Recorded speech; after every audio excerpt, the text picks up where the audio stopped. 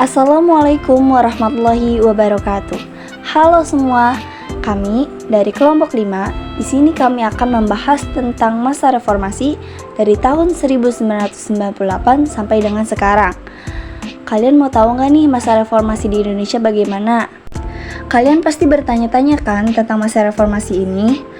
Yuk, tonton video ini sampai habis. Nah, sebelumnya saya akan memperkenalkan anggota-anggota kelompok saya terlebih dahulu. Ada Deka Maulana, Fahmi Fi Ampranoto, Haidar Amil Arafi, dan saya sendiri Hilda Amelia, Nadia Katerina Liskavana, dan Raja Disaputra. Apa aja sih yang akan kita bahas? Yaitu pertama pengertian, kemudian lanjut ke latar belakang, lanjut ke tujuan, ke proses, dampak, dan bukti-bukti. Gerakan Reformasi tahun 1998 merupakan gerakan untuk mengadakan pembaruan dan perubahan terutama dalam bidang politik, sosial, ekonomi, dan hukum. Sebagai akibat dari ketidakadilan di bidang-bidang tersebut, serta penyimpangan dan penyelewangan nilai-nilai Pancasila dan UUD tahun 1945.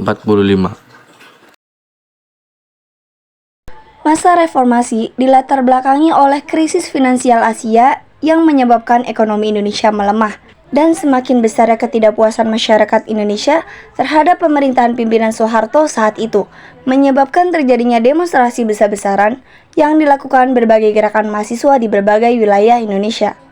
Pemerintahan Soeharto semakin disorot setelah tragedi Trisakti pada 12 Mei 1998 yang menyebabkan 4 mahasiswa tertembak mati, dan kemudian memicu kerusuhan Mei 1998 sehari setelahnya. Gerakan mahasiswa pun meluas hampir di seluruh Indonesia. Di bawah tekanan yang besar dari dalam maupun luar negeri, Soeharto akhirnya memilih untuk mengundurkan diri dari jabatannya pada 21 Mei 1998. Tujuan dari masa reformasi yaitu ada yang pertama menangani krisis ekonomi dalam waktu sesingkat mungkin. Yang kedua, mewujudkan kedaulatan rakyat di seluruh sendi kehidupan bermasyarakat, berbangsa, dan bernegara melalui peningkatan dan perluasan partisipasi politik rakyat secara tertib guna mewujudkan stabilitas nasional. Tiga, menegakkan hukum sesuai dengan nilai-nilai kebenaran dan keadilan HAM. 4. Meletakkan dasar-dasar rangka dan kegiatan reformasi pembangunan agama dan sosial budaya dalam mewujudkan masyarakat madani. Nah, itu adalah tujuan pada masa reformasi. Berikut adalah proses masa reformasi. Yang pertama, demonstrasi dan pemberontakan tahun 1998.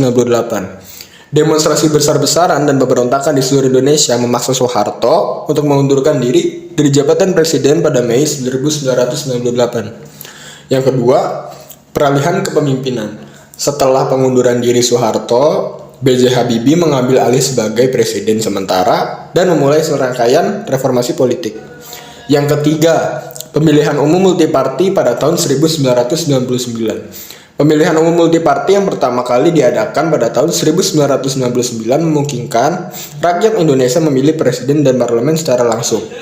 Abdurrahman Wahid yang merupakan cucu dari pendiri Nahdlatul Ulama terpilih sebagai presiden. Yang keempat, krisis politik pada tahun 2001. Krisis politik dan ketidakstabilan politik memaksa Presiden Wahid untuk mengundurkan diri dan digantikan oleh Megawati Soekarno Putri. Yang kelima, perubahan konstitusi. Reformasi konstitusi dilakukan untuk mengakomodasi prinsip-prinsip demokrasi, hak asasi manusia, dan otonomi daerah. Yang keenam, pemilihan presiden langsung pada tahun 2004. Pada tahun 2004, Indonesia mengadakan pemilihan presiden langsung pertamanya, yaitu Susilo Bambang Yudhoyono atau SBY terpilih sebagai presiden. Yang ketujuh, pembangunan ekonomi dan stabilitas politik. Era reformasi juga disertai dengan upaya untuk memperbaiki ekonomi, mengurangi korupsi, dan mencapai stabilitas politik. Yang kedelapan, perkembangan demokrasi. Proses reformasi terus berlanjut dengan penyelenggaraan pemilihan umum yang demokratis dan partisipasi yang semakin besar dari masyarakat dalam politik. Yang kesembilan, tantangan dan perkembangan selanjutnya. Meskipun telah mengalami perubahan besar, Indonesia masih menghadapi tantangan seperti korupsi, ketidaksetaraan, dan ketegangan agama. Namun, negara ini terus berupaya untuk memperkuat sistem demokrasi dan pertumbuhan ekonomi. Terjadinya perubahan sistem politik yang lebih demokratis, terbuka, dan liberal yang memberikan ruang bagi partisipasi politik masyarakat, kebebasan pers, hak asasi manusia, dan desentralisasi kekuasaan. Terjadinya perbaikan ekonomi nasional yang memulai pulih dari krisis moneter dan mampu mencapai pertumbuhan positif, stabilitas makroekonomi, dan peningkatan investasi. Terjadinya penyelesaian masalah Timur yang berakhir dengan pemisahan dari Indonesia secara damai dan diakui oleh dunia internasional. Dampak negatif terjadinya konflik sosial yang berkepanjangan di berbagai daerah seperti Aceh, Papua, Maluku, Poso, Sampit, dan Kalimantan Barat. Konflik ini menimbulkan korban jiwa, pengungsi, kerusakan infrastruktur, dan gangguan keamanan. Yang kedua, terjadinya krisis multidimensi yang meliputi krisis moral, krisis hukum, krisis politik, krisis kepercayaan publik, dan krisis kepemimpinan. Krisis ini menyebabkan ketidakstabilan nasional dan melemahnya wibawa negara. Yang ketiga, terjadinya fenomena korupsi, kolusi, nepotisme atau KKN yang semakin merajalela di berbagai lini pertahanan dan birokrasi. KKN ini mengakibatkan kerugian negara. Di sini terdapat beberapa bukti pada masa reformasi di Indonesia. Yang pertama ada tragedi Trisakti. Tragedi Trisakti adalah peristiwa penembakan dan penjarahan di Jakarta pada tanggal 14 Mei 1998. Penembakan ini ditujukan terhadap mahasiswa pada saat demonstrasi menuntut Soeharto turun dari jabatannya.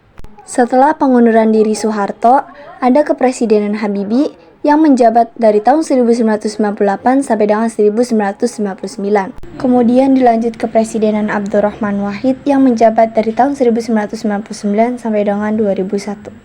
Setelah kepresidenan Abdurrahman Wahid, dilanjut kepresidenan Megawati pada tahun 2001 sampai dengan 2004. Kemudian dilanjutkan kepresidenan Susilo Bambang Yudhoyono dari tahun 2004 sampai dengan 2014. Dan setelah itu dilanjut kepresidenan Joko Widodo dari tahun 2014 sampai dengan 2024. Tata rasanya kita tahun depan akan mengadakan pemilu di Indonesia. Buat kalian yang sudah bisa menyuarakan suara, jangan lupa memilih pemimpin yang adil dan bagus untuk bangsa Indonesia. Nah, kita menyediakan kuis untuk kalian yang sudah nonton video kita sampai akhir. Apa ya kira-kira jawabannya? Jangan lupa tulis jawaban kalian di kolom komentar.